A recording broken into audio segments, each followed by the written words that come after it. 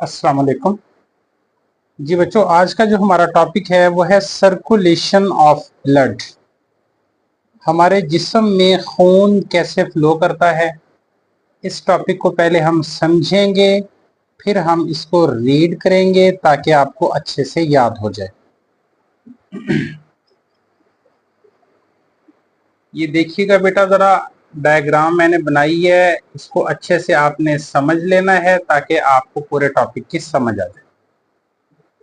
जी बेटा, बेटा ब्लड जो है ये हमारे पूरे जिस्म से इकट्ठा होगा। कहाँ आएगा? राइट एट्रियम में। राइट एट्रियम से ब्लड कहाँ जाएगा? राइट वेंट्रिकल में। राइट वेंट्रिकल से ब्लड कहाँ पहुंचेगा? ये लंग्स के पास, फेफड़ों के पास। अच्छा बेटा, ये जो पूरे जिस्म से खून आता है इकट्ठा होके, ये किसके जरिए आता है बेटा?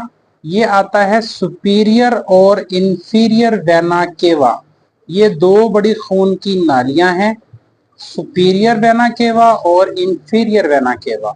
ये दोनों खून को, ब्लड को इकट्ठा करेंगी पूरे जिस्म से और कहाँ लेके आएंगी? राइट एट्रियम के पास। राइट एट्रियम से खून कहाँ जाएगा? राइट वेंट्रिकल के पास। राइट वेंट्रिकल से ब्लड कहाँ पहुंचेगा? लंग्स के पास। पहुंचाने वाली आर्टरी कौन सी है? Pulmonary artery. इसी तरह बेटा पूरे लंग्स से जो ब्लड है वो पल्मोनरी वेन के जरिए कहाँ आएगा? लेफ्ट एट्रियम में आएगा। लेफ्ट एट्रियम जब कॉन्ट्रैक्ट करेगा तो ब्लड जाएगा लेफ्ट वेंट्रिकल के पास। लेफ्ट वेंट्रिकल से ये जो ब्लड है ये पूरे जिस्म में पहुंचेगा। किसकी मदद से? एओर्टा की मदद से। बेटा ये जो पूरा टॉपिक है ये है सर्कुलेशन ऑफ ब्लड। खून का बहाव है कि हमारे दिल के चारों चैम्बर्स कैसे खून को पंप करते हैं और कहां कहां खून को पहुंचाते हैं। अच्छा बेटा, इसके साथ साथ एक और छोटा सा टॉपिक भी आज हम आपको पढ़ाएंगे, पहले इसको भी समझ लें। बेटा टॉपिक है pulmonary circulation and systemic circulation. बेटा पल्मोनरी सर्कुलेशन क्या होता है? Flow of blood from heart to lungs and from lungs to heart.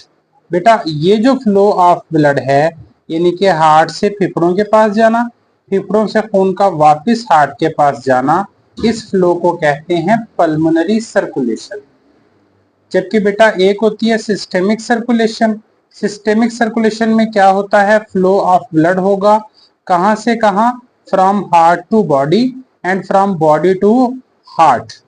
इस सर्कुलेशन को बेटा क्या कहेंगे? सिस्टेमिक सर्कुलेशन कहेंगे। अच्छा बेटा, इस पूरे टॉपिक को अब हम रीड कर लेते हैं ताकि आपको अच्छे से इसकी समझ आ जाए।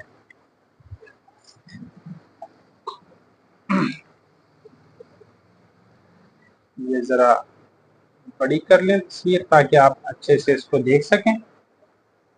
जी बेटा, अब मैं इसको पढ़ूंगा, आपने ध्यान से सुनना है।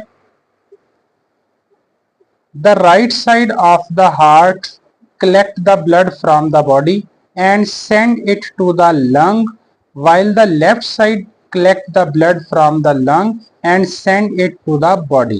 It means that human heart work as a double pump. It is done by the following way.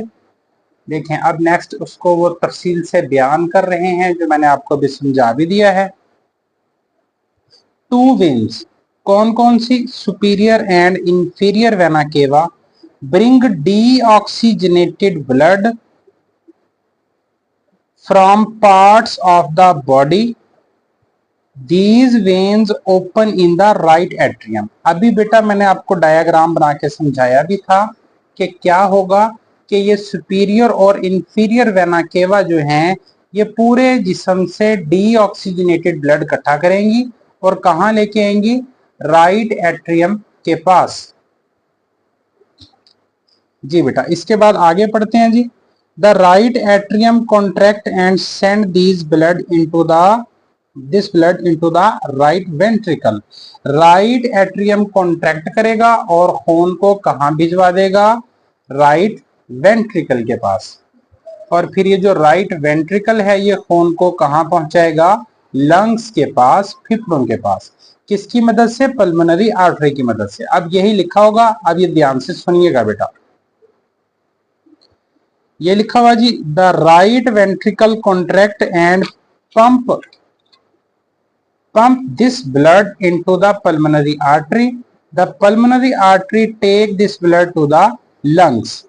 In lungs, carbon dioxide diffuse out of the blood and oxygen diffuse into the blood.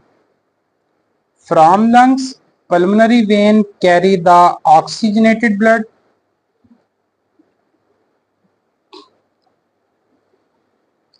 Back.